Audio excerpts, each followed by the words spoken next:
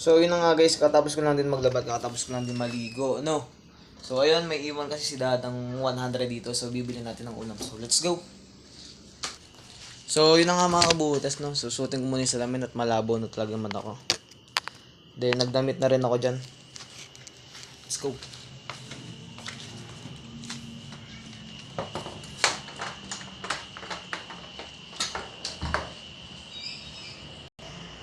So bababa na tayo.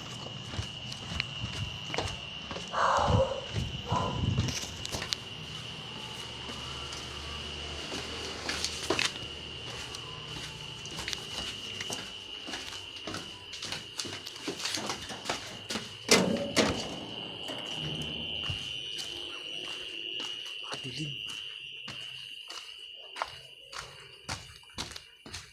So dito na tayo sa tabing kalsada guys.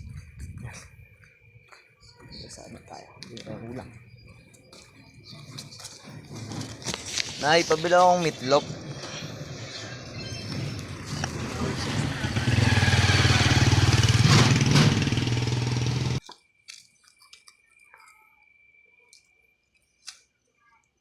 Magkano yun, Nay? Bakit wala kang signal? Samahan mo na ng swak na gatas. Isa rin po. Ilan? Dalawin mo na, Nay. Kasya pa ba? Dalawa pa? Dalawa po. Please, nakapagin na tayo.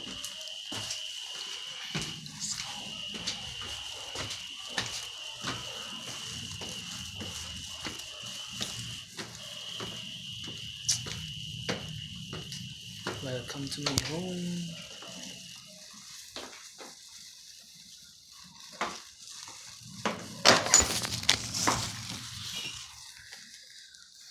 Sabihin natin guys, sa meatloaf.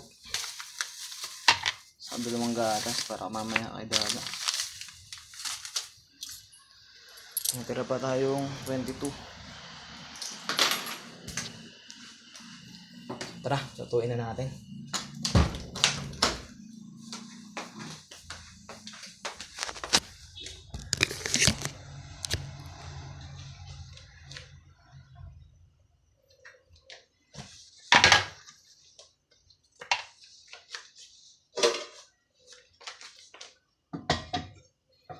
Prepared na ako ng kawali guys. Butasan ko na lang. Nagwawala pa, gabing-gabi na.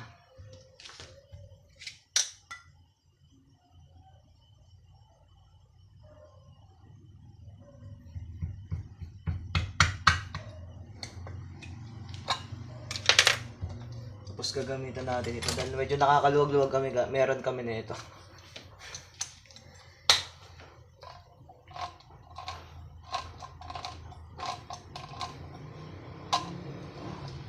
Hala.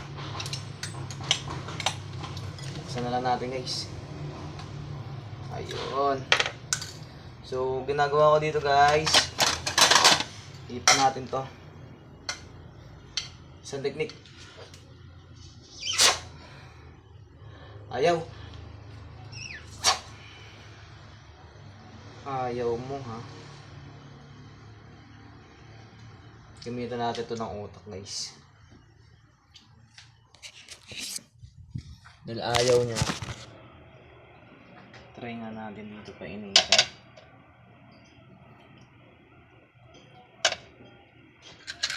Try kong painitan guys sa kabali. No?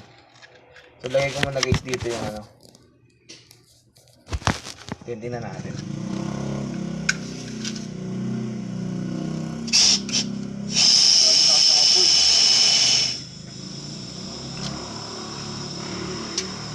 Kung ayaw ko dito guys, yung biglang lumalakas yung apoy ng gasol namin. So yun guys, try kong painitan. Ito, tignan natin kung aangat.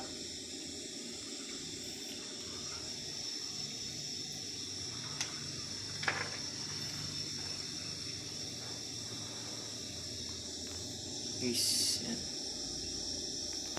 Tignan natin kung aangat yung meatloaf. Pero budo lang yung napanood natin.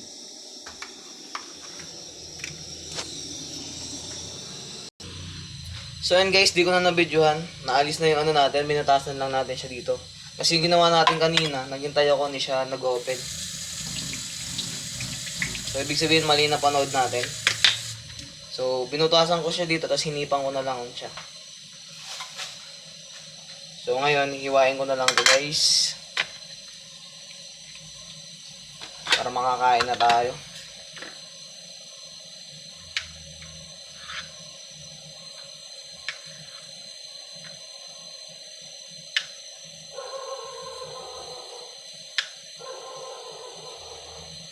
So, ayan. Hiwa-hiwa na. Pipretuhin ko na.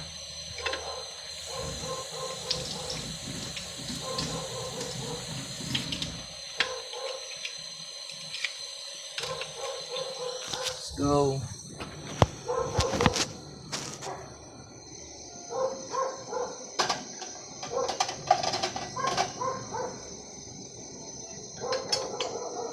Gawin na natin guys.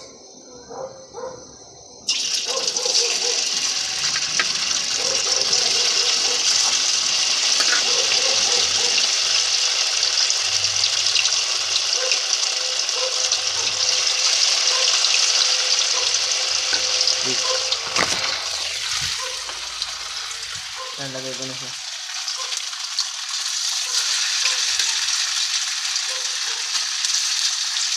So, yung mga slice lang yung nagawa natin. So, hintayin na lang natin ito dahil nagugutom na rin ako. Let's go! Actually guys, nung bata kasi ako, basta yung etong meatloaf, lumapat sa mainit.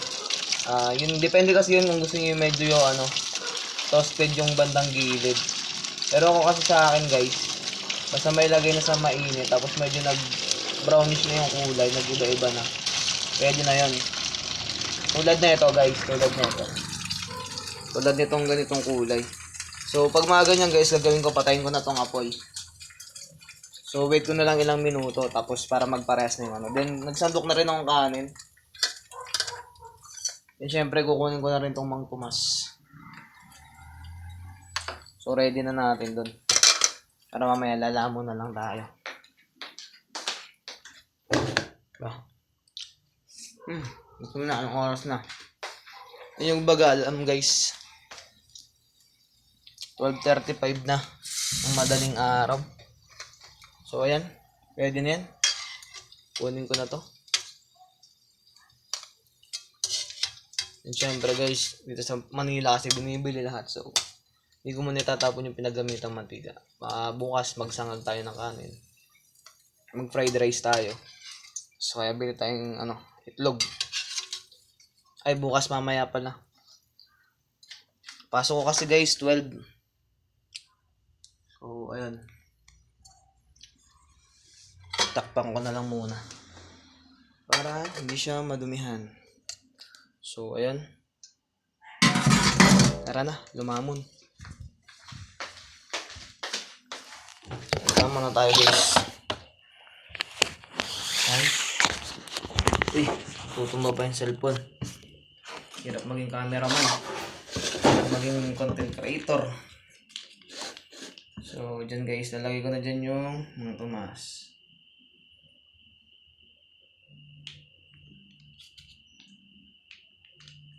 Dati guys, nung bata ako, itong Mang Tomas sinuulam ko.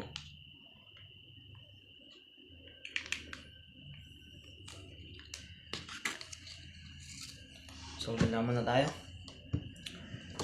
Init.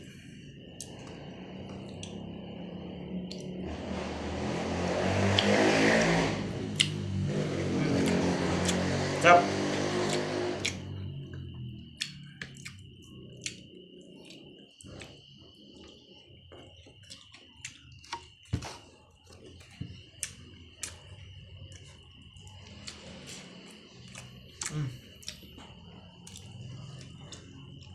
Sarap ng meatloaf.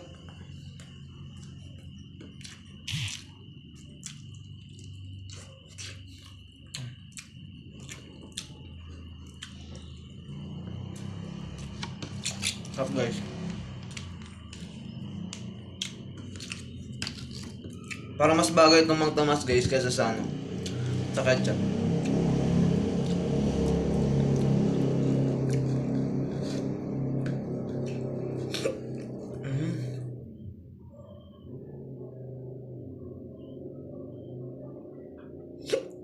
Sinusunok ako.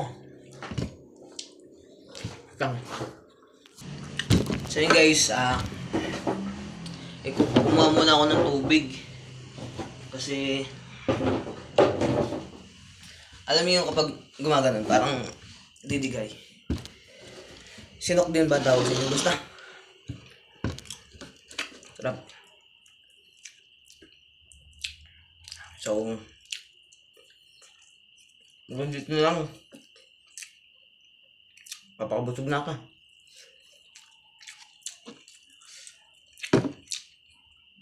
Kain na rin kayo. Bye-bye.